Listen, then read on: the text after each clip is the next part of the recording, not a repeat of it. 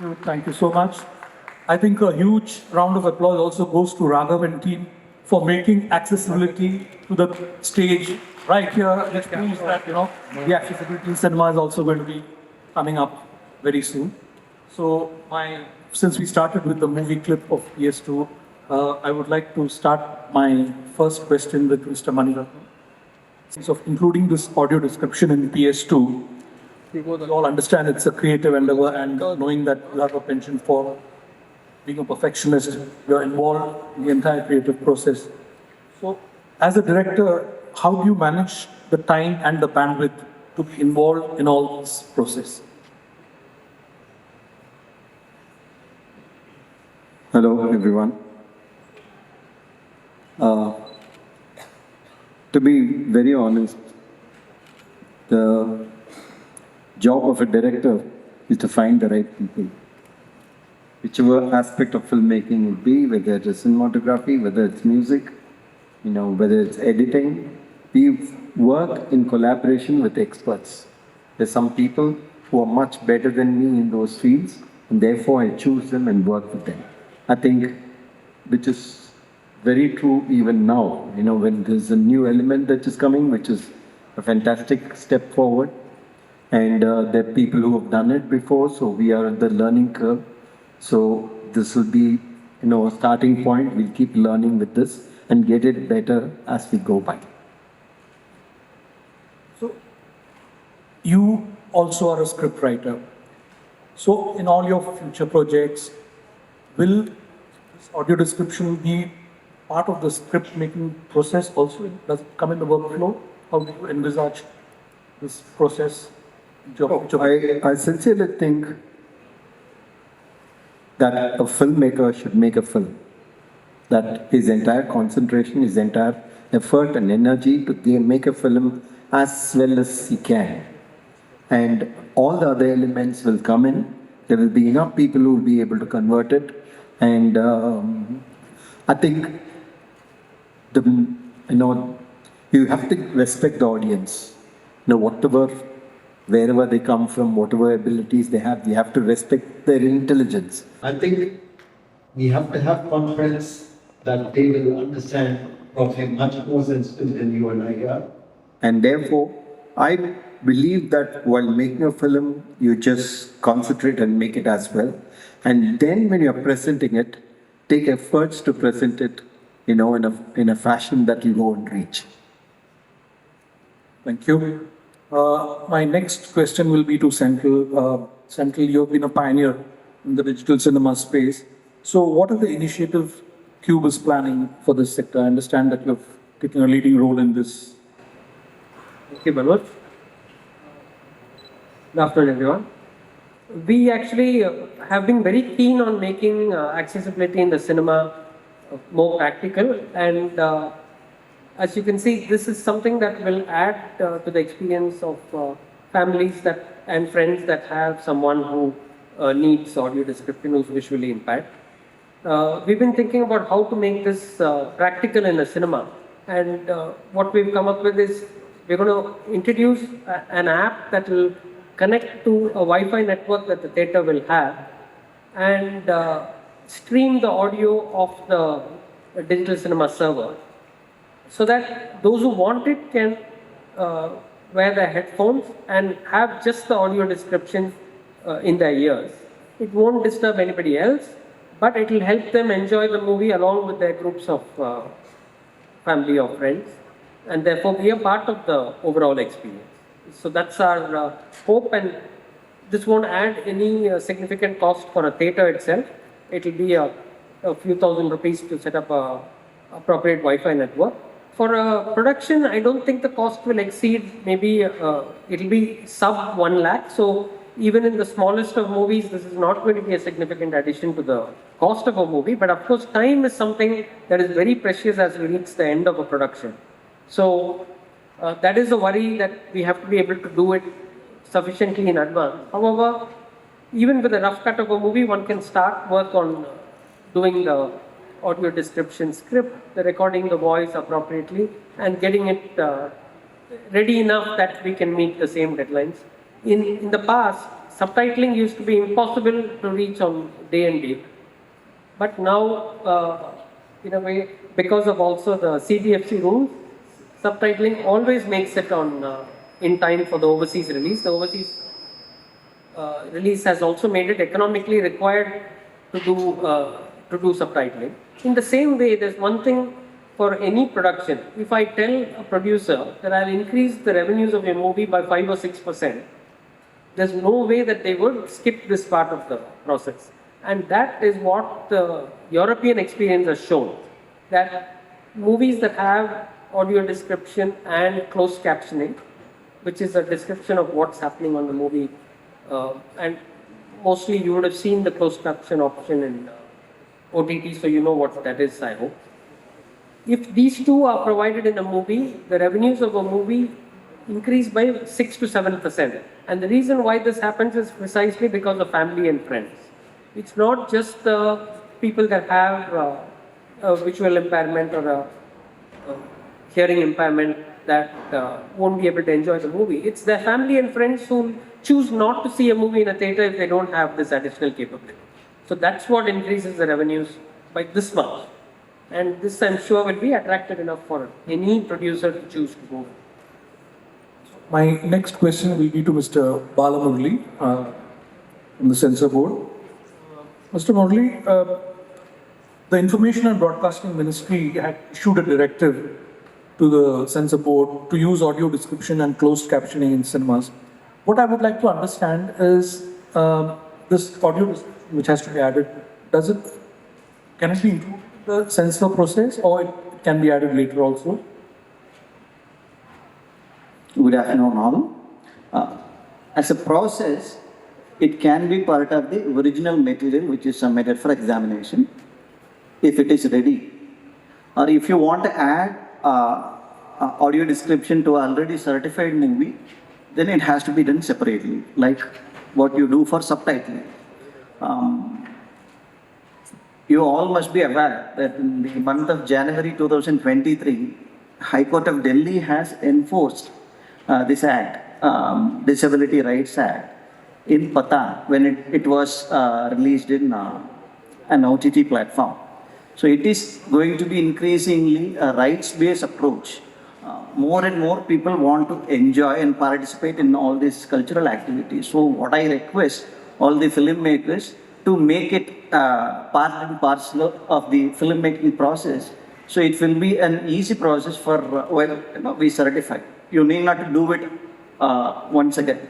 Now I would like to go to the lady on the panel, Amita. The role of architects in ensuring accessibility in cinema for differently abled is critical in the design phase itself.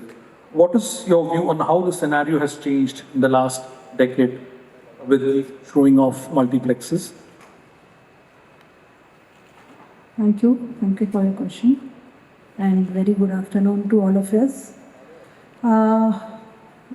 Since last, not actually one decade, but 2 decades since when multiplex trend has been prevailing in India, the change what we have seen is like earlier, not every client or every developer used to be keen in providing the facilities for differently able people, but now the scenario has completely changed.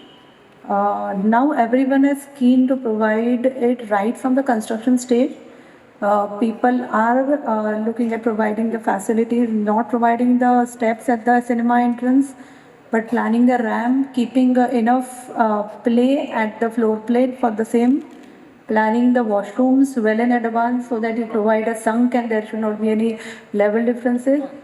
As an architect, yes, definitely we play a role as the stage of feasibility itself, so that we suggest them to finalize the layout well in advance before the construction stage, so that the sunk can be provided and very smooth access can be provided to the washrooms. The third most important facility is like the box office and the concession areas, wherein not in the early decade as well and not right now also, all the clients are not very keen to provide the facilities for a lower heighted counter for the wheelchair accessibility. But yes, some are definitely keen to provide that. Maybe, I would say 50% of them are ready to provide that. But I would be definitely like happy if when we propose it, it will be welcomed by all the clients. It will be great for, for us to plan it more perfectly for all the patrons who are differently able. So we've seen that single screens which have to be refurbished.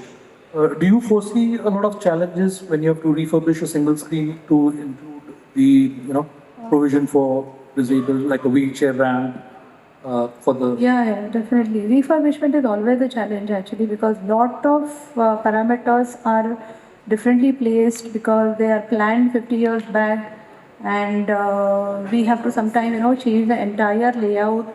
We have to add on the facilities as per the new trend, and because of that we need to change the layout of the washrooms, location of the washroom sometimes, and there is a challenge of giving the sunk is not obviously not in place. It does not happen only in the refurbishment of single screen, but it many times happens when the project comes to us at the later stage when the developer is not given a complete thought of providing a washroom at a correct place, or sometimes provide at the feasibility level somebody has thought of giving only the steps at the entrance and not the ramp, so that even the accessibility of a differently able person inside the cinema is difficult. But then at the time we suggest them to provide at least the accessibility to the last row by providing the exit door at the last row, giving the width of the last row in such a way that the maneuvering of the wheelchair is more comfortable. And we see that the last row is accessible via lift or any other access to a specially able person. And we try to incorporate as many as the facilities for them. But yes, 100% may not be possible. Sometimes it is difficult for us for refurbishment. Now coming to the leading multiplex chain, Devang. As a leading multiplex chain, how do you look at accessibility in cinemas for the differently abled? And what initiatives have been undertaken by Cinépolis to make cinema viewing a comfortable experience for this segment? Thank you. First of all, Raghav, really touched by the subject that you selected. We've been doing this work for over multiple years, but the focus was never there. Just to first answer the question that what all we do at cinemas, and over a period of last 40 years we've been doing this. All our cinemas are with, we have to work with different stakeholders. So are with access for a wheelchair. So work with developer partner first, the one who builds and constructs the mall. We make sure that the wheelchair accessibility is given there, right from the entry to the mall to the entry to the cinema hall. In our cinema hall, the first row, the two chairs are always kept, which can be removed by just pulling it. So they are not screwed. So it can be removed and the wheelchair can be placed easily. Not only doing that, but all the touch points, whether it is a box office, whether it is F&B, whether it is a washroom, entry and exit, all points are covered where the accessibility is given for wheelchair. And those are very simple things, like Amita touched upon. Those are things which we believe is something that we have to do for the society, and not only giving back to the society, but those infrastructure are something that does not cost you extra if you plan well. Even in single screens, I have seen that many single screens have made sure that not only the infrastructure is there, but on top of it, what we've done is two things. One is an audit committee who goes and makes sure that all those things are functional and accessible all the time. And second is the training to the team. So as whenever we have this specially abled person coming in, how do we support them with the right training, to the staff? And then, Senthil touched upon increasing business. And it's so true. out of the total population, if you take a given language, only 3% of India population goes for a film, apart from the pan-India film which has come. But if you pick only movie from Hindi or movie from Tamil or Telugu, a unique movie watching is only 3%. Now the population that we have for spatially abled, in India who can afford to go for movie is 2.2%. So it's the population which we have to cater to. There are technologies which Senthil spoke about. There are movie production that Sir spoke about. There is infrastructure which is already there, and it's now all about marketing and letting them know that okay, those things are there. Please come and enjoy. We will work for you. We will do everything what is required. I guess everyone in this room knows when is Friendship Day, right? I mean, we just celebrated Friendship Day on Sunday. But there is also an international day for a spatially abled person. Anyone in the room knows about it? Not one. And that's an issue. That's an issue that we need to create awareness. And that's 3rd of December, by the way. 3rd of December is declared, it's an international day for spatially abled person. We have infrastructure as an industry. Let us take some initiative from side of Cinépolis. I can say that we will start celebrating from this year because of this session, Raghav, which was created by you. And we'll make sure that on 3rd of December every year, we'll have some celebration going in for spatially able person. Thank you. I would now like to throw open the floor to the audience for an interactive session. Any questions from the audience for any of the speakers? Close friend who is differently able, and she wants to watch movies, but it's very difficult because your wheelchair can go only till the entry. Then she has to get onto her crutches and then climb up to go and see. So are you doing something about that? I don't think the intention-wise there won't be anything. Like Senthil was saying, it could be time pressure, but also the awareness. Now that it has become possible that there is a technology, that there is a need that can be fulfilled to us, I'm sure one after the other, all the production houses will willingly be able to do it. Just a question of us taking a few steps first, and that has happened already. Thank you very much for doing PS. It's my pleasure, sir. Thank you very much. I'm sure there will be, I think, every movie very, very soon. Like Senthil said, subtitles have come in so well. From there, maybe after 70, 75 years, when this 2016 Act was enacted, it made it as a right for the person with a disability. Within the economic means, you do your best to, now the same state has made it as a right for the disabled person. So it's a journey. It's not a one-day process. To quote an example, as part of my stint with the Election Commission, now, we are talking about 30,000 or 40,000 screens across the country. You just imagine, there are 1,200 polling booths in each parliamentary constituency. So close to 7 lakh polling booths in the country. With the COVID, it has doubled with the distance norms and all. The Election Commission has made it possible that 90% of these 14 lakh booths were as per the disability standards, with braille, with RAM and all. So it has not happened within a day. It happened over a period of time. From the 1995 Act to 2023, almost 20 years it took to complete this activity. But the journey is not complete. Under the 2016 Act, the standards is not published yet. No, Madam was referring, Sir was referring, how many seats must be made compliant for disable friendly. What must be the standard? How many seats must be kept for them? What must be the mandate for the producers and all? It is a continuing journey. But fortunately, Delhi High Court has, before publishing the standards, has enforced the rights. So this is the current position. And some of my panelists has already shared, the business is huge. 30 million disabled people, plus equivalent number of companions or friends. It's a huge business.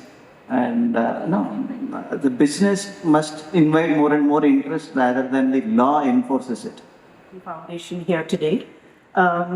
Way back in 2005, when we organized the first India International Disability Film Festival, which we called Ability Fest, of which Mr. Ratnam and Senthil have been an integral part over the years. Apart from showing films about disability, our message was clearly to underline the importance of access. Physical access to the theatre, closed captioning for those who could not hear, and audio description as well. And in 2007, we had the first screening in India, audio described screening, of Tare Zameen Par, which subsequently released on DVD with the audio description. 17 years later, or 16 years later, I'm so happy we're having this conversation as a panel. It's been a journey, as Mr. Balamurali said, baby steps at a time. Every year doing one film with audio description. Elevenil and his team who have done so many films with audio description as well in Tamil Nadu. I think it's also about convincing people. Every time we've had a screening, and I think back of all the films we've done, where the producer and the director have been present in a hall full of blind people, clapping on cue, laughing on cue, because they know exactly what is happening on the screen and are not waiting for someone sitting next to them to whisper in their ear, oh, this is what is happening. Shah Rukh is running across the field, Surya is jumping, because someone is telling you. It is that power which, if many of you have not experienced it, I encourage you to do it whenever you have the opportunity. That will change the way you look at things, and you will realize the importance of access measures like these to include people with disabilities. Inclusion is about the law, yes. Inclusion is about the technology, yes. And we have both those in place. Senthil was talking about how the app itself is going to make it so easy for people to access audio description. The law from 1995 and then the Rights of Persons with Disabilities Act in 2016, the diktat given by the Ministry of Information and Broadcasting has laid down the law. But I think with the law in place, technology in place, I think the will, the collective will to make it happen, I think is really important. We have people here, like people in the theatre, people who are producers, people who are the decision-making people in this big world of cinema. And I think as a country which is film crazy, where people want to go and watch films, I think making it accessible makes business sense.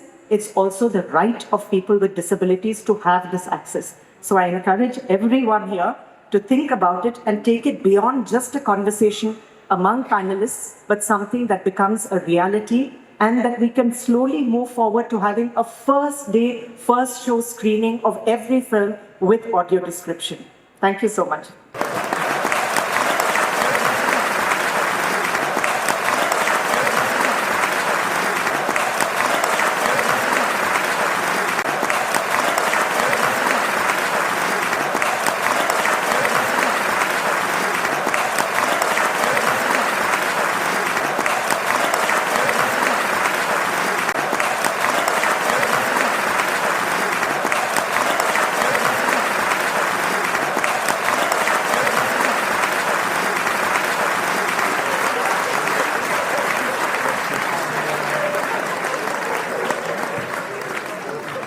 Thank you very much for inviting me to this.